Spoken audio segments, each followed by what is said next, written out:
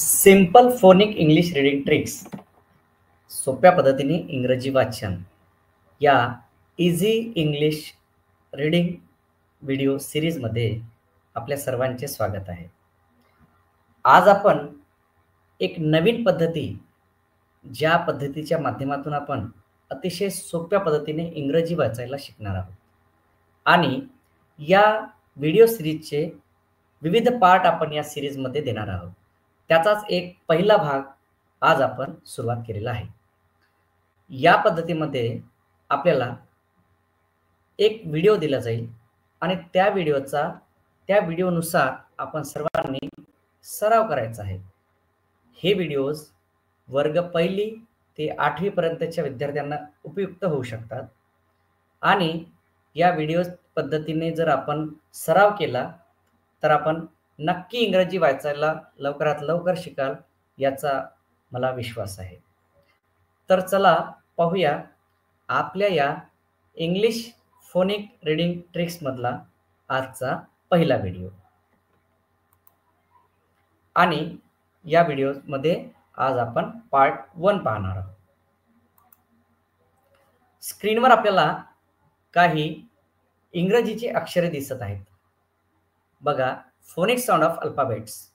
आता या अल्फाबेटमध्ये 3 भागात आपण याचे जे उच्चार आहे किंवा त्याचा आवाज आहे ते पाहणार आहोत. आणि पहिला भाग जो आहे व्यंजनाचा आपण पाहणार आहोत. या व्यंजनाच्या साऊंडमध्ये किंवा व्यंजनाच्या उच्चारामध्ये काही व्यंजन जे असे असतात की ज्याचा उच्चार किंवा ज्याचा आवाज त्या अक्षरामध्येच लपलेला आहे. सुरुवातीला बघा बी. आता बीचा जर उच्चार पाहिला तर ब होतो आणि असाच आपल्याला पाठ करायचा आहे. बीचा उच्चार ब किंवा बीचा आवाज ब आणि बीचा उच्चार ब हे त्या बी मध्येच लपलेलं आहे बघा. त्यानंतर डी. आता जेव्हा आपण डी म्हणतो त्या डी मध्येच त्याचा उच्चार लपलेला आहे की नाही बरं. त्यानंतर आहे एफ. एफचा उच्चार फ. एफ बघा त्यामध्येच फ लपलेला आहे. नंतर आहे जे. जेचा उच्चार ज. त्यानंतर के. केचा उच्चार क. नंतर आहे यल. यलचा उच्चार ल. नंतर आहे यम. यमचा उच्चार म. नंतर यन. यनचा उच्चार न. नंतर आहे पी. पीचा उच्चार प. नंतर आहे आर. आरचा उच्चार र. नंतर आहे स म्हणजेच यस. यसचा उच्चार स. नंतर टी. टीचा उच्चार ट. नंतर व्ही. व्हीचा उच्चार व. एक्स. एक्सचा उच्चार एक्स. आता बघा झेड जे आहे तो झेडचा उच्चार ज होतो काही ठिकाणी आणि झ सुद्धा होतो काही ठिकाणी.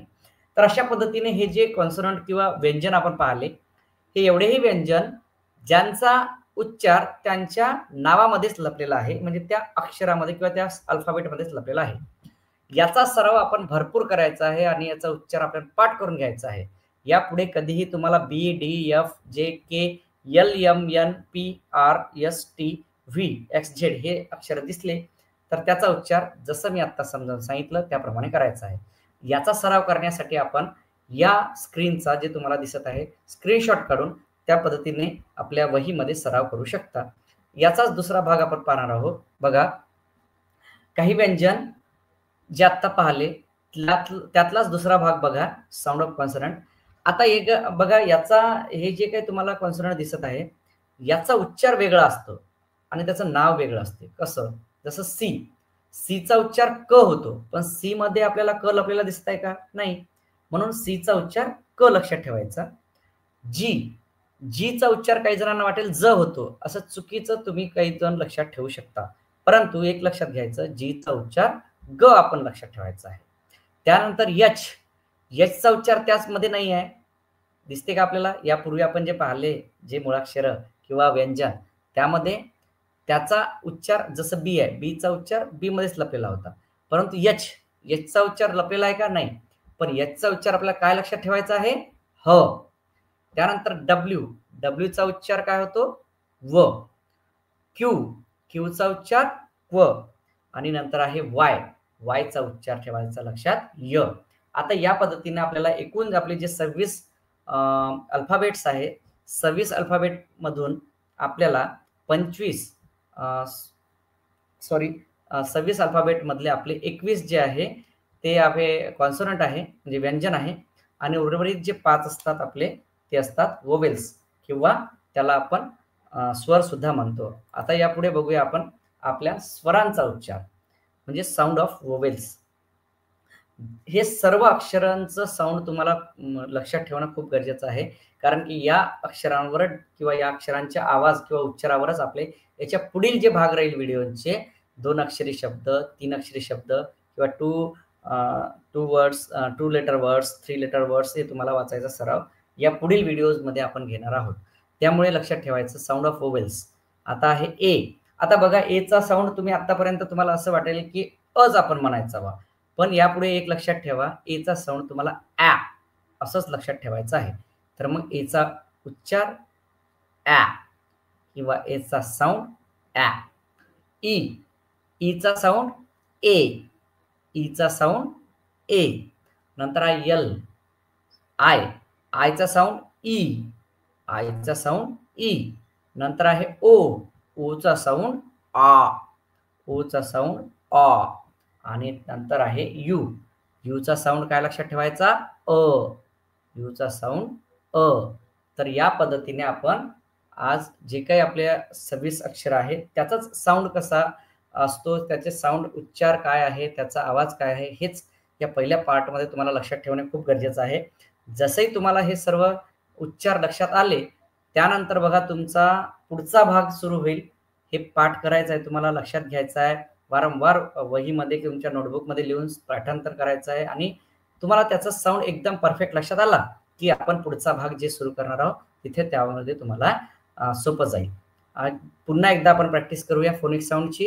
ए, एचा साऊंड ॲ, बीचा साऊंड ब, सीचा साऊंड क, डीचा साऊंड ड, ईचा साऊंड ए, एफचा साऊंड फ, जीचा साऊंड ग, एचचा साऊंड ह, आयचा साऊंड ई, जेचा साऊंड ज, केचा साऊंड क, एलचा साऊंड ल, यमचा साऊंड म, एनचा साऊंड न, ओचा साऊंड आ, पीचा साऊंड प, क्यूचा साऊंड क्व, आरचा साऊंड र, एसचा साऊंड स, टीचा साऊंड ट, यूचा साऊंड अ, व्हीचा साऊंड व, डब्ल्यूचा साऊंड व, एक्सचा साऊंड एक्स, वायचा साऊंड य, आणि झेडचा साऊंड झ किंवा ज. या पद्धतीने आपण सर्वांनी प्रॅक्टिस करायची आहे फोनिक साऊंडची, या अल्फाबेटच्या उच्चारांची किंवा आवाजांची. हे स्क्रीनशॉट तुम्ही काढून सुद्धा वारंवार पाठ करू शकता, आणि या इझी इंग्लिश व्हिडिओजचा आपल्या सर्वांना म्हणजे प्री प्रायमरी टू 8 स्टँडर्डपर्यंतच्या सर्व विद्यार्थ्यांना इंग्रजी वाचायला अतिशय सोपं आणि मार्ग या माध्यमातून मिळेल, आणि आपण सर्वजण अतिशय लवकरात लवकर इंग्रजी वाचायला लागाल. या पुढील भागामध्ये लवकरच आपण भेटूया इझी इंग्लिश या व्हिडिओ सिरीजमध्ये. धन्यवाद. थँक्यू.